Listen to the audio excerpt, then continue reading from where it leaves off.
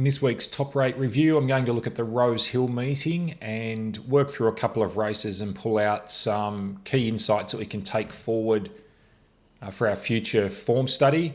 So here you can see I'm on the winners page, which provides a summary of the meeting, including the race shape, the positions in running of the winners, and the individual ratings that they ran to.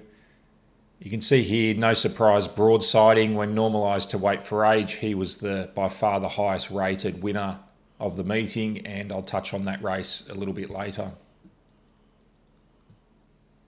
The first race I want to touch on is race 3, which was the staying race, Colin Stephen Quality, won by First Light. He came from well back in the field, and visually he blew them away in quite an impressive win. But I want to draw your attention here to the race shape. If you just look at how solid the speed was in the early middle stages, and in particular how slow that late section, which is the last 400, was. So he was 5.3 lengths off at the 400. He's run home to win when the race section was minus 5.4 lengths. So he's really just run home in even speed for a race of this standard, but visually it looked like he was powering and blowing them away. I think that visual was flattered by those in front of him going so slow.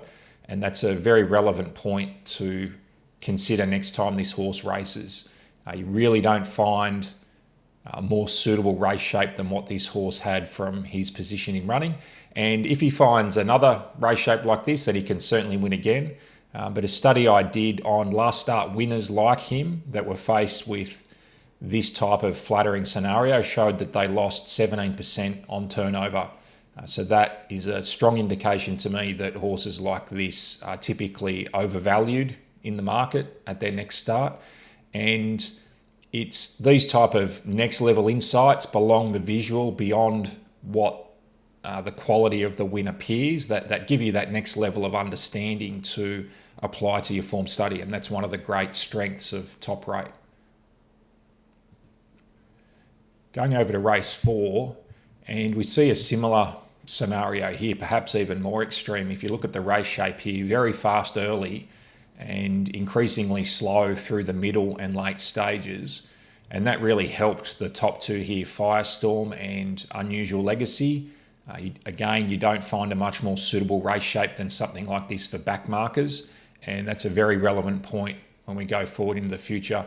If I just look at the form of Firestorm here with that last start run added, you can see that she's improved to a new peak.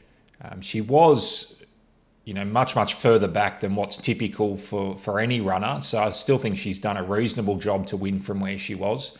But I wouldn't be getting carried away with this performance in light of the suitable race shape. And horses like this pose a risk if they're going to get a long way back next start and the pace is less suitable.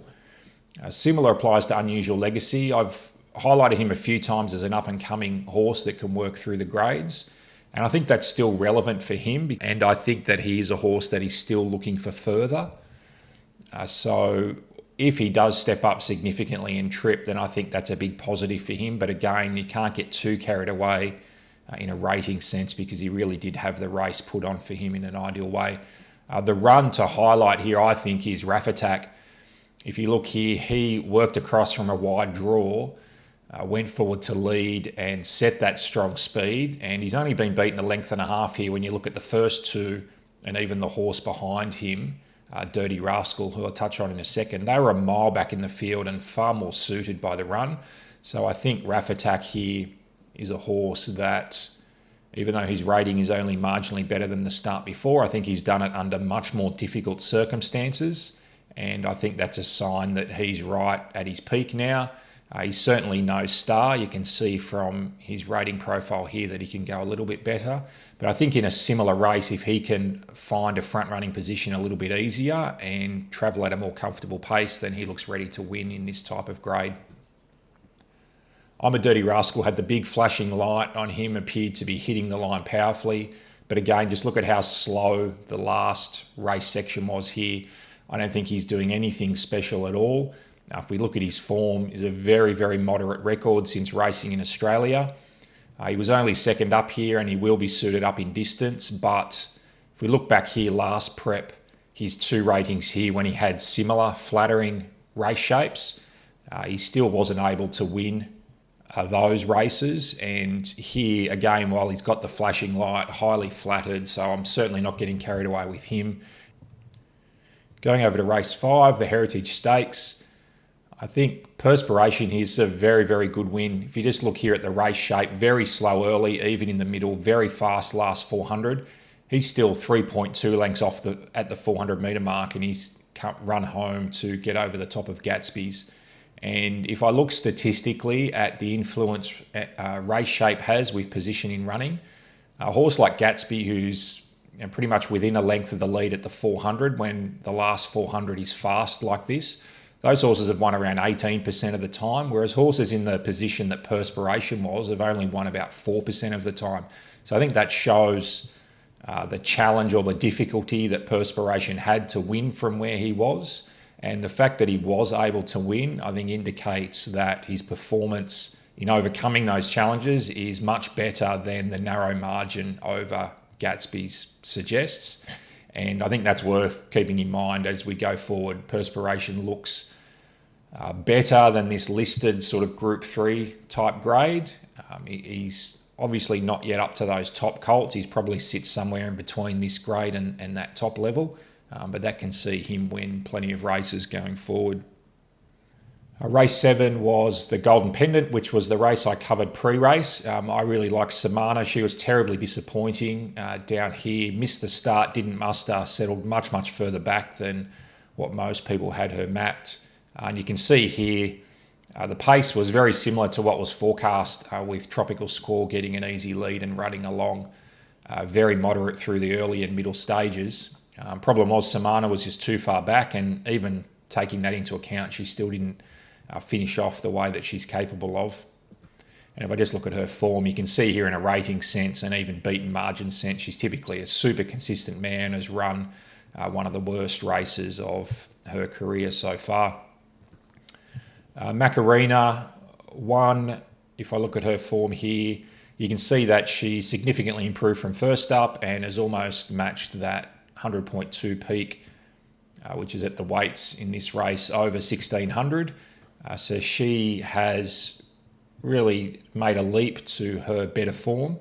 I will say that everything here went to suit for her. She found a very easy position without doing any work. She was ideally suited by the race shape you can see here, and still very much earned that rating, but I would suggest that the circumstances of this race have given her every possible chance to run up to her best.